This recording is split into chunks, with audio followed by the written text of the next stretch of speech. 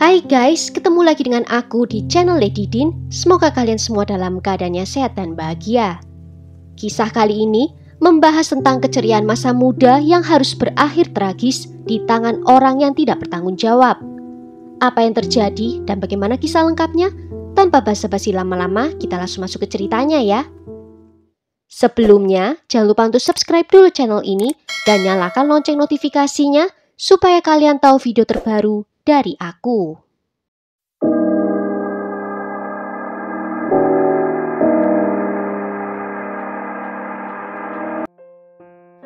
Angela Aguirre lahir pada tanggal 22 November 2002 di Guyana, Venezuela.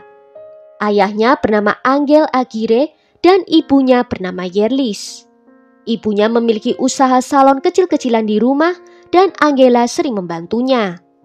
Di usia belia, Angela sudah terlihat cantik. Dia sangat menyukai dunia make up dan kecantikan dan dia mengikuti kursus yang berhubungan dengan dunia kecantikan itu.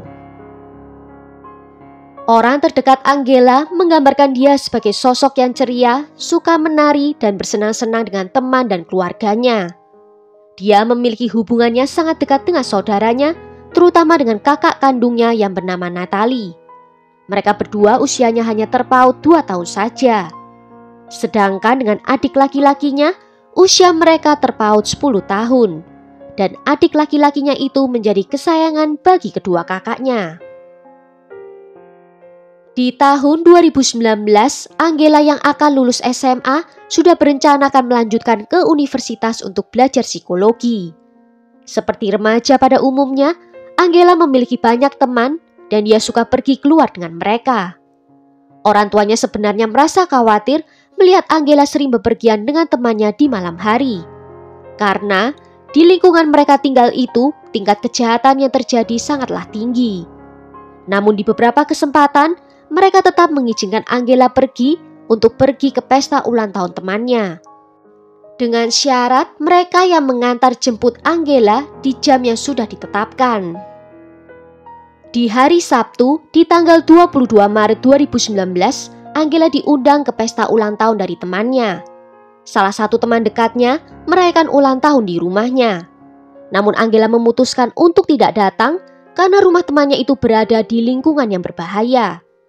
Angela merasa malu kalau orang tuanya akan datang menjemput dan mencarinya di sana nanti. Akhirnya, Angela memutuskan untuk datang ke pesta lainnya, yaitu pesta dari Jose Alberto Quedeno yang sudah dia kenal selama 3 tahun. Jose adalah teman baik dari mantan pacarnya. Jose akan merayakan ulang tahun di salah satu tempat eksklusif di Guyana, di mana pesta akan diadakan di samping kolam renang dan dihadiri oleh teman dan keluarga Jose. Tempat itu hanya bisa dimasuki oleh anggota yang memiliki akses saja. Ditambah lokasi dari tempat itu sangat dekat dengan rumahnya Angela. Hal ini membuat orang tua Angela merasa aman dan mengizinkan putrinya untuk pergi. Dengan syarat Angela akan diantar pada pukul 5 sore dan akan dijemput di sana di pukul 8 malam. Angela sempat memposting beberapa foto di sosial medianya, di mana dia terlihat tersenyum bahagia di atas kapal dengan menggunakan jaket pelampung. Dan di saat Angela memposting foto itu adalah waktu saat orang tuanya akan menjemputnya. Orang tuanya memutuskan untuk menunggu Angela di tempat pesta itu. Dan sesampai di sana, mereka terus menghubungi Angela, namun panggilan telepon itu tidak pernah dijawab. Ibunya sadar kalau dia tidak mungkin diizinkan masuk ke dalam oleh petugas keamanan, sehingga dia memutuskan untuk pulang dan menunggu kabar dari putrinya itu di rumah. Waktu berlalu namun tetap tidak ada kabar dari Angela. Orang tuanya mulai merasa khawatir dan mereka mencoba untuk menghubungi ponsel Angela terus-menerus. Dengan total di malam itu, orang tuanya menghubungi hingga 56 kali. Sampai di pukul 2 pagi, ada panggilan telepon yang masuk dari ibunya Jose Alberto yang menyatakan kalau Angela terjatuh dari perahu dan tidak dapat ditemukan. Mendengar kabar itu, orang tua Angela sangat terkejut karena mereka bahkan tidak tahu kalau Angela akan naik kapal. Mereka lalu menuju ke rumahnya Jose untuk mendapatkan penjelasan lebih lanjut. Saat itu semua orang yang pergi ke pesta ulang tahun Jose sudah pulang ke rumah masing-masing kecuali Angela. Ketika orang tua Angela berbicara dengan Jose, mereka melihat Jose dalam keadaan sangat mabuk. Dia memberitahu bahwa mereka telah berlayar dengan kapal bersama 6 orang lainnya dan mereka menuju ke pulau pribadi yang terletak di tengah Sungai Caroni. Di tengah pulau kecil itu mereka terus melanjutkan pesta hingga di pukul 8 malam dan mereka sadar kalau Angela tidak terlihat di mana-mana. Mereka pergi mencari Angela di kapal namun juga tak menemukannya di sana. Orang tua Angela merasa aneh saat mendengar penjelasan itu. Bagaimana mungkin tamu yang lain pulang seolah-olah tidak terjadi apa-apa? Dan orang tua Angela baru diberitahu 5 jam setelah kejadian. Jose mengembalikan beberapa barang milik Angela, termasuk ponselnya dengan lebih dari 50 panggilan tidak terjawab dan layarnya yang terlihat retak. Orang tua Angela kemudian menuju ke lokasi pesta ulang tahun di pukul 4 dini hari. Mereka mau melakukan pencarian di sungai, tetapi mereka tidak bisa melakukannya karena langitnya masih gelap. Mereka lalu menghubungi tim penyelamat untuk mencoba menemukan Angela. Selain itu, kampanye dilakukan di media sosial untuk meminta bantuan dari orang-orang yang memiliki kapal dan yang dapat bergabung dalam pencarian tersebut.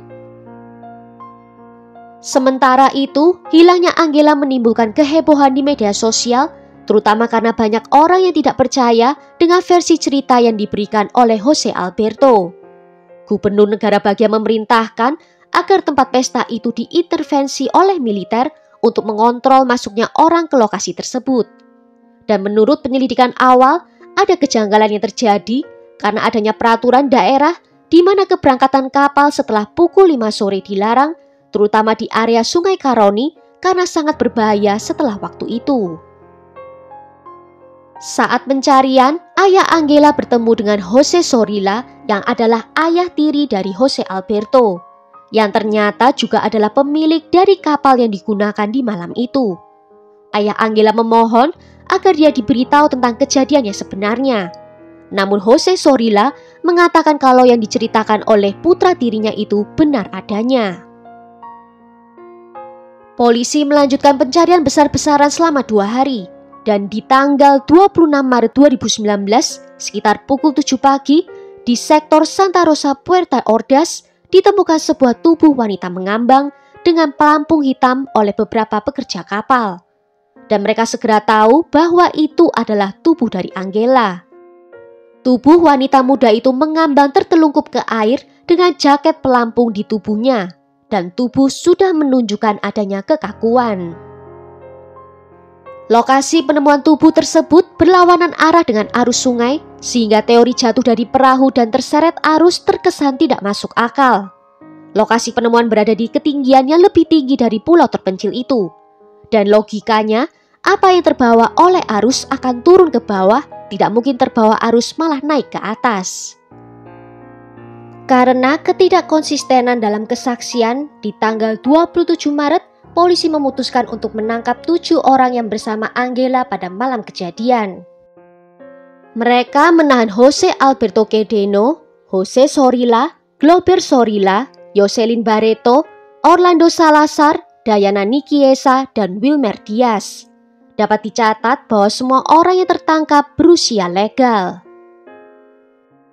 Ketujuh orang ini memberikan versi yang berbeda. Mereka mengatakan bahwa Jose Alberto dan Angela melakukan hubungan seksual di tepi sungai.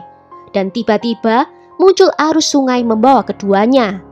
Saat mulai menyadari apa yang terjadi, mereka memasuki air untuk menyelamatkan mereka berdua. Tetapi mereka hanya dapat mencapai Jose saja. Namun versi ini diberikan oleh Jose setelah tubuh Angela ditemukan. Dia menyatakan bahwa dia tidak mengatakan apa-apa sebelumnya karena dia merasa malu untuk mengatakannya. Namun hal ini dibantah keras oleh keluarga Angela, terutama oleh saudara perempuannya. Natalie bersaksi di hadapan petugas mengatakan bahwa Jose Alberto dan Angela tidak memiliki hubungan apapun. Dan bahwa sebenarnya hubungan mereka itu menjauh untuk sementara waktu karena desakan dari Jose Alberto untuk melakukan hubungan seksual dengan Angela. Natalie menegaskan bahwa mereka hanya berteman, tetapi memang Jose selalu menunjukkan ketertarikan pada Angela. Beberapa jam setelah tubuh Angela ditemukan, diumumkan dalam konferensi pers bahwa kasus ini sedang diselidiki sebagai pembunuhan. Dari hasil otopsi, menyatakan bahwa Angela mengalami trauma di kepala dan juga wajahnya yang disebabkan pukulan benda tumpul. Dan dia juga terlihat mengalami pelecehan seksual.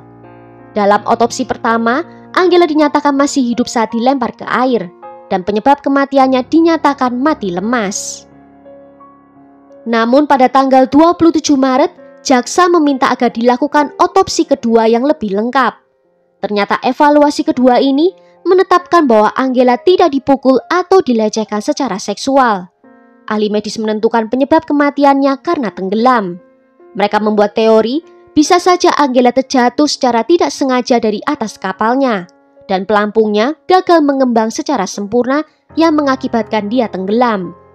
Keluarga Angela menuduh jaksa penuntut mencoba untuk mengubah hasil otopsi yang pertama, karena dia memerintahkan otopsi yang kedua tanpa adanya izin dari orang tua korban. Pada bulan April, rekaman suara dipublikasikan di media sosial di mana Angela terdengar menangis, mengatakan bahwa Jose meninggalkannya dalam keadaan tak berbusana dan dia telah dilecehkan secara seksual. Bagaimanapun, rekaman suara ini terlupakan dan tidak pernah diverifikasi apakah itu milik Angela atau bukan. Kasus Angela tetap menimbulkan kegemparan di media sosial dan ada perpecahan pendapat karena ada orang yang percaya bahwa itu hanyalah kecelakaan, tetapi sebagian besar yakin kalau Angela telah dibunuh. Pada 20 Juni 2019, kasus tersebut dirujuk ke pengadilan. Dakwaan masing-masing tahanan diumumkan pada tanggal 19 Juli 2019. Jose Alberto dituduh melakukan kekerasan seksual dan Jose Zorrilla dituduh mematuhi apa yang dilakukan. Dan 5 orang lainnya dituduh tidak memberikan bantuan kepada Angela.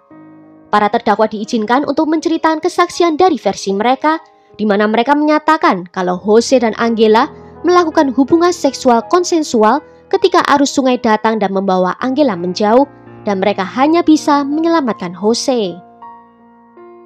Mereka mengaku telah melakukan pencarian dengan meneriakkan nama Angela, namun menghentikannya saat hari sudah semakin larut malam. Mereka kemudian menghubungi nomor darurat di sekitar pukul 10:30 malam, dan beberapa jam kemudian mereka pergi ke kantor polisi untuk membuat laporan kehilangan. Tetapi petugas memberitahu mereka bahwa mereka harus menunggu 72 jam untuk dapat melaporkan. Namun saat terdakwa ditanya kenapa baru mengabari orang tua Angela di dini hari, tidak ada terdakwa yang dapat memberikan alasan yang jelas. Orang tua Angela melalui media sosial terus menuntut keadilan dan berupaya agar kasus Angela tidak dilupakan. Di Venezuela, biasanya persidangan tidak dipublikasikan, di mana pers tidak diperbolehkan berada di ruang persidangan, sehingga tidak banyak informasi yang bisa didapatkan. Pada tanggal 11 Agustus 2021, hakim memvonis 2 terdakwa bersalah, yaitu Jose Alberto yang dijatuhi hukuman 29 tahun penjara dan Jose Zorrilla yang juga dijatuhi hukuman 29 tahun. Sementara Wilmer Diaz dan Orlando Salazar dijatuhi hukuman 2 tahun penjara, dan hukuman mereka terhitung sejak penahanan sehingga mereka segera dibebaskan. Namun, ketiga terdakwa lainnya dinyatakan tidak bersalah dan dibebaskan. Namun Kejaksaan Umum mengajukan banding atas keputusan hakim tersebut, sehingga semua terdakwa harus tetap berada di penjara sampai kasus ini dibawa ke pengadilan banding. Orang tua Angela merasa lega bahwa setidaknya keadilan telah ditegakkan terhadap mereka yang terutama bertanggung jawab atas kematian Angela. Dan hari ini mereka telah mengabdikan diri untuk meningkatkan kesadaran tentang kekerasan terhadap wanita dan juga pembunuhan terhadap wanita. Well, sampai di sini dulu cerita kali ini. Bagaimana menurut kalian tentang kasus ini? Tulis ya pendapat kalian di kolom komentar. Akhir kata terima kasih karena sudah nonton video ini sampai akhir. Sampai jumpa di video berikutnya. Ciao!